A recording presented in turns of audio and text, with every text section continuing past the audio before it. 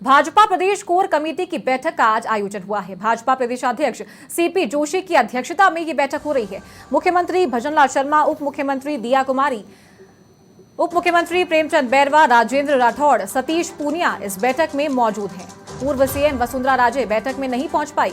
शेष बची 10 सीटों पर चर्चा की जा रही है। मोदी, शाह समेत केंद्रीय नेताओं के प्रवास पर रणनीति भी बन रही है। तो आज से चुनावी शंखनाद हो चुका है।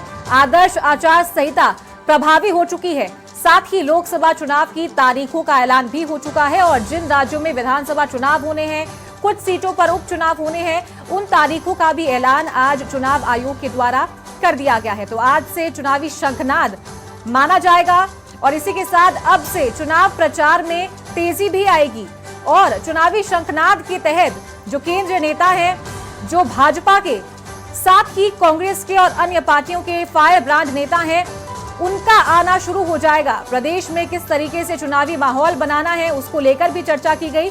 तो बात अगर भाजपा की करें तो भाजपा के सभी जो दिग्गज नेता हैं वो राजस्थान आएंगे, दौरे पर जनसभाओं को संबोधित करेंगे और जनता के बीच में माहौल बनाया जाएगा कि भाजपा के पक्ष में वोट डाले जाएं। और इस बार भाजपा ने नारा दिया है 400 पार का, 370 लगातार भाजपा ये नारा देती आई है कि भाजपा इस लोकसभा चुनाव में 370 सीट हासिल करेगी और एनडीए के गठबंधन के साथ मिलाकर 400 सीटें पार जाएंगी।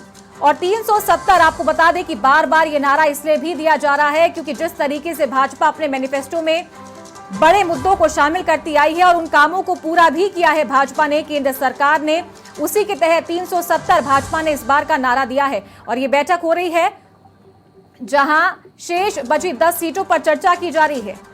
और ज्यादा जानकारी के साथ सहयोगी मनोज शर्मा का रुख करते हैं, लाइव हमारे साथ जुड़ गए हैं। मनोज, अब चुनावी शंखनाद चुकी हो चुका है, सबकी नजर इसी बात पर टिकी है कि अब भाजपा की दूसरी सूची कब आएगी जिनमें शेष 10 सीटों पर उम्मीदवारों का ऐलान हो जाएगा।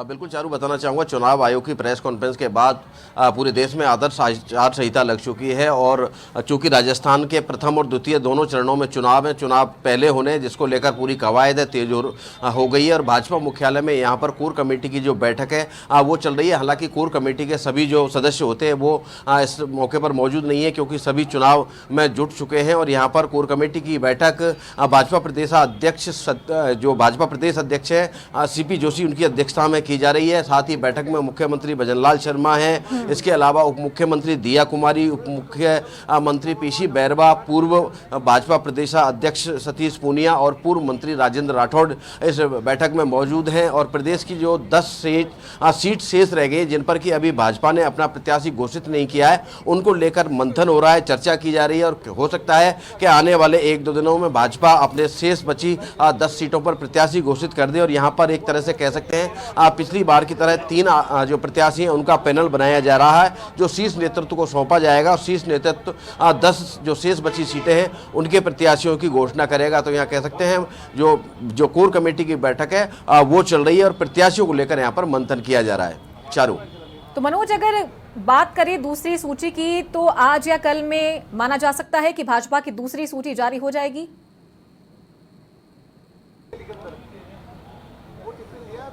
बिल्कुल कह सकते हैं जिस तरह से कोर कमेटी की बैठक का आयोजन हो रहा है और यहाँ बैठक का आयोजन होने के बाद हो सकता है कि जो शीर्ष नेतृत्व है भाजपा का चूंकि दिल्ली में है और यहाँ से हो सकता है कि कल मुख्यमंत्री भजनलाल शर्मा दिल्ली जा सकते हैं या यहाँ से जो सूची है वो भेजी जा सकती है। उसके बाद कल शाम तक या परसों शाम तक जो लिस्ट है 10 जो शेष रह गई हैं सीटें उनका जो उन पर जो नाम है उनकी प्रत्याशियों की घोषणा की जाएगी। साथ ही मनोज, बात ये भी आई थी सामने कि जिस तरीके से कांग्रेस ने अपनी सूची जारी की थी, उसके बाद में कांग्रेस की सूची जारी करने के बाद में जो भाजपा है दोबारा मंथन के दौर पर आई, मंथन के मोड़ पे आई और उसके बाद अब अलग तरीके से चुनावी रणनीति बनाई जा रही है और दोबारा से जो प्रत्याशी है उन पर सोच विचार किया जा रहा है।